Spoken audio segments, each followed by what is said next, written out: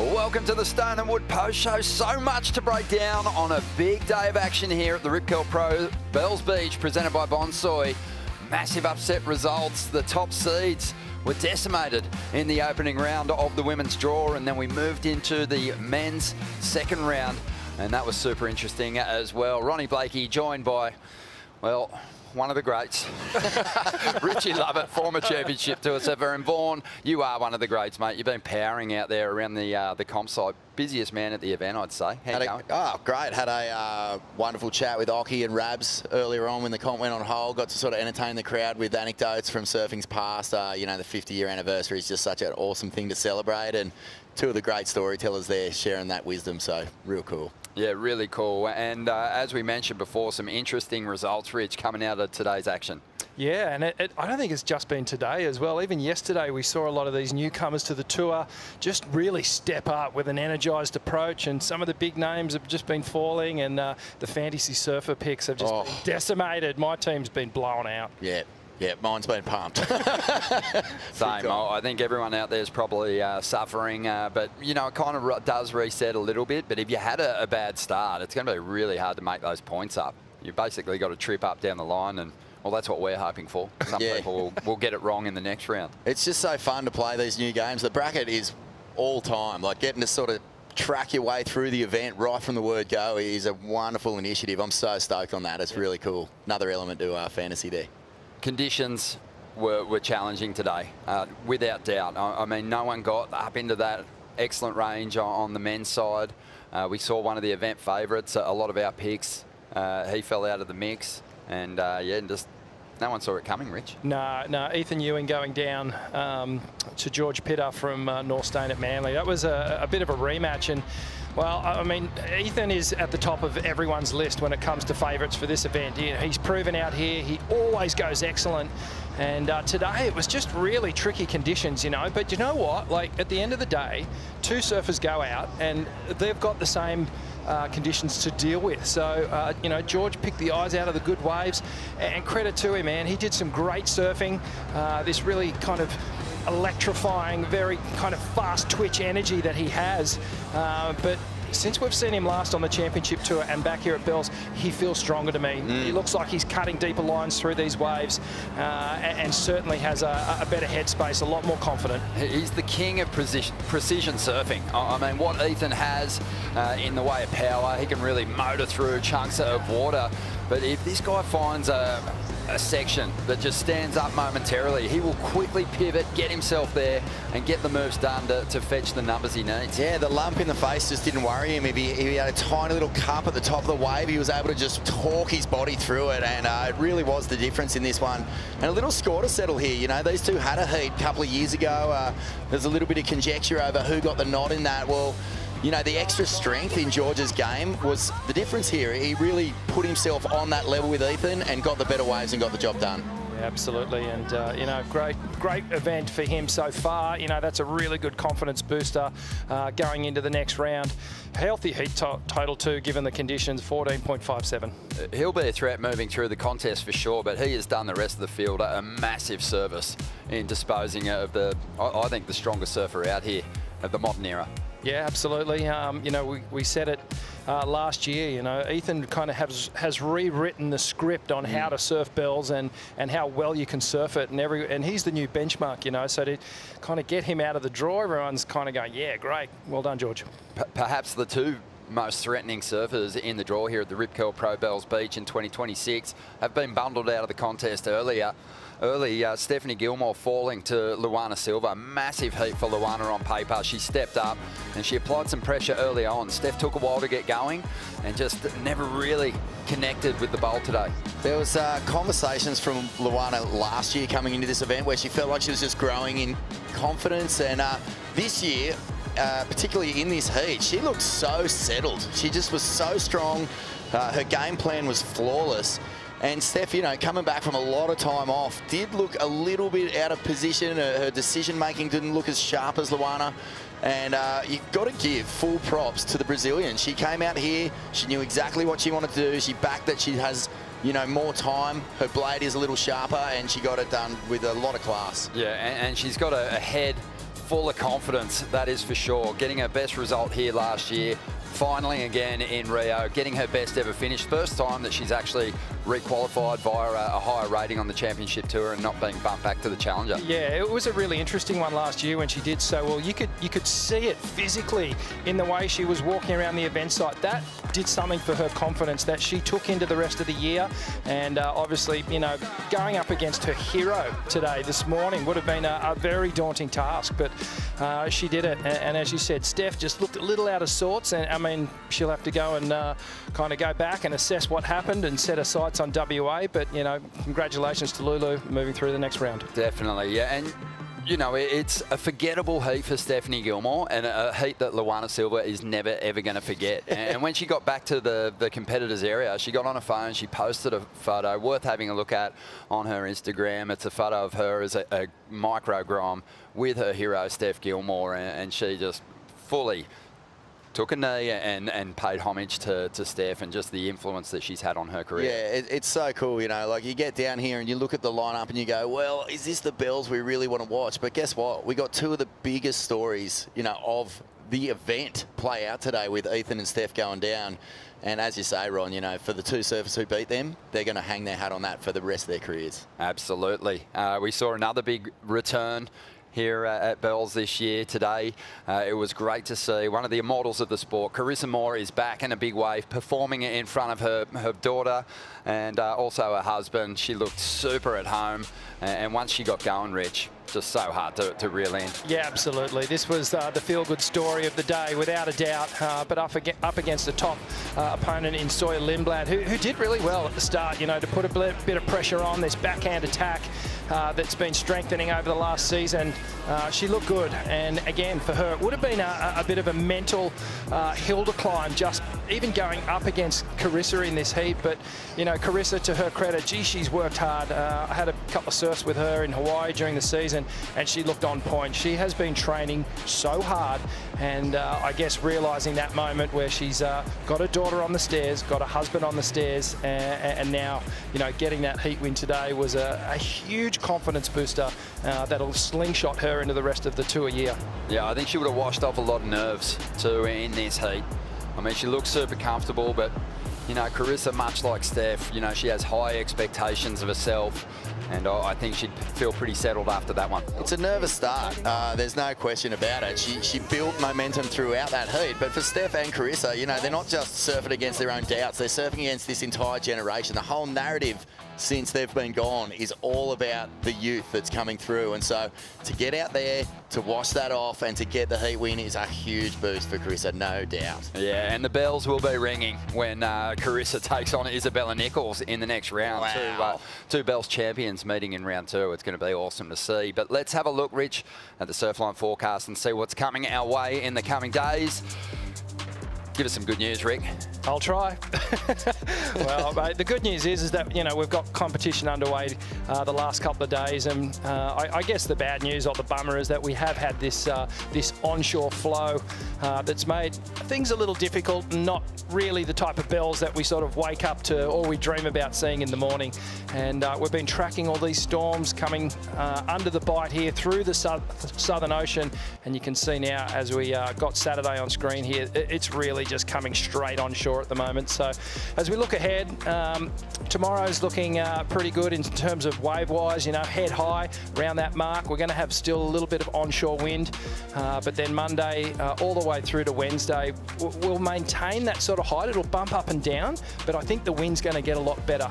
Certainly by Monday, we'll have winds going back around to the offshore, and that'll open up options for us. Maybe we'll head down to Winky. Maybe, you know, if there's enough swell, we'll still be at the bowl here. Tides are pretty good for us at the moment, so end of the day, we'll be down here tomorrow morning. We'll check it out. Vaughan, you kind of got around the competitors area and we're talking about the offshore conditions, and you could almost see the competitors that weren't overly thrilled about it, and those that were just like, bring it on, like, I'm ready to go.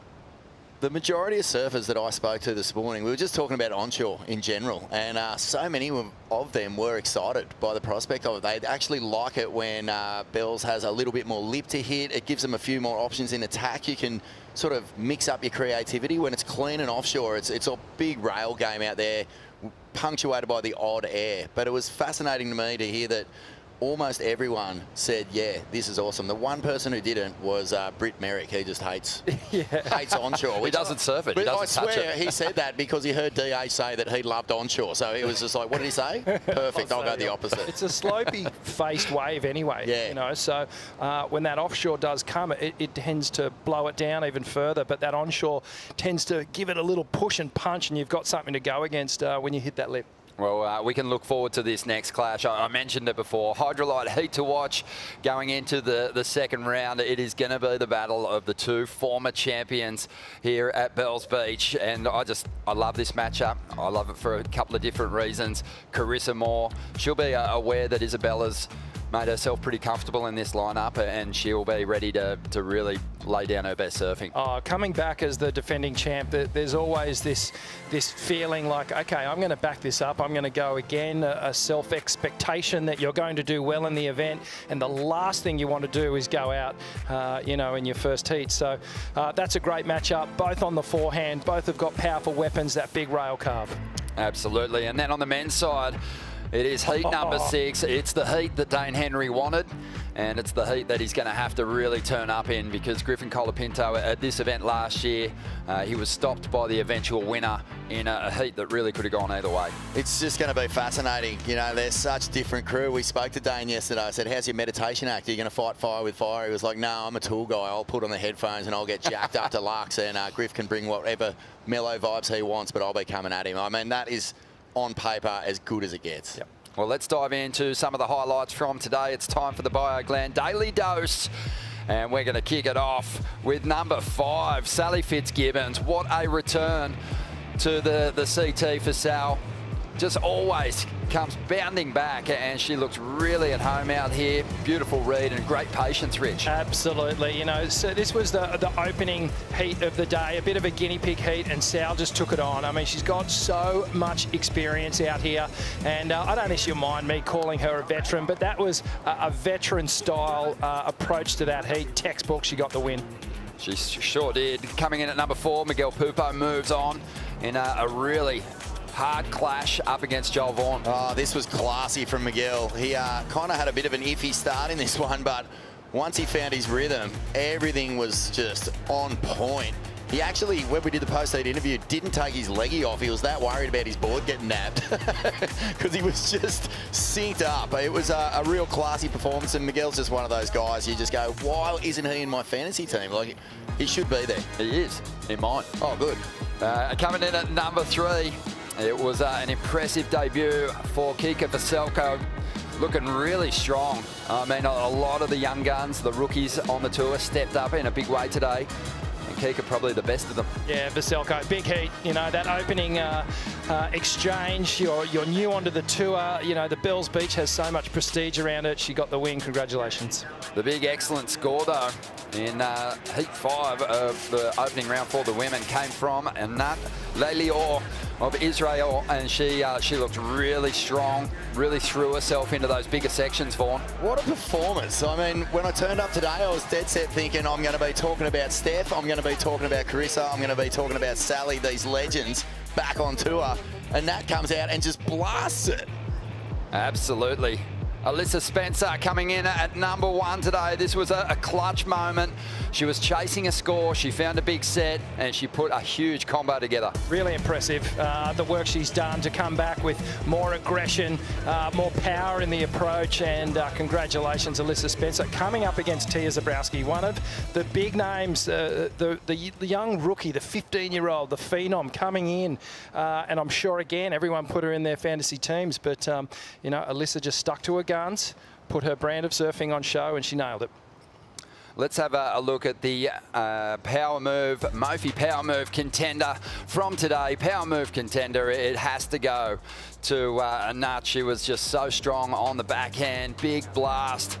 And again, just so impressed with how the rookies having their first crack at Bells approach this lineup. I think the coolest thing about being a goofy and coming to Bells is the line is already drawn. You just go back to Oki and you think, well, that's exactly what I want to do. And that had 2 occasions in this heat to do that and just went that turbo classic line, and that has got to feel incredible. Yeah, I reckon the Mofi power move is that final hit on that inside. It just stood up perfectly. She got that beautiful release and rotation, nice and high, and just in perfect control. So, yeah, she's in the running. Looking really strong, and you know, you want to make use of that big outside section when that wave's going to shut down. She put the combo together, got the reward she needed, and got herself a huge heat win in a difficult matchup. So congratulations to her. So much coming our way. The matchups, I've been looking at them for round 2 for the men and the women, where the big names, the top seeds, the form contenders from last year are going to enter the mix. Will the run of these young guns, Vaughan, the rookies, continue? Hard to say. It's just been such a crapshoot. We really don't know what we're going to get surf-wise. So it's just who's going to be on when the hooter blows. And, you know, looking at some of those heats, I mean, Molly versus Sally is it's an all-Aussie battle royale.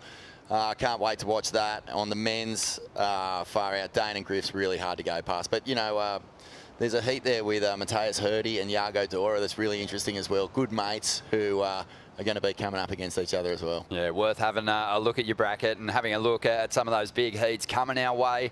Tomorrow morning, potentially, we'll be making a 6:45 a.m. call for a possible 7:05 start. Don't miss a second of it. We'll leave you with highlights and see you tomorrow morning.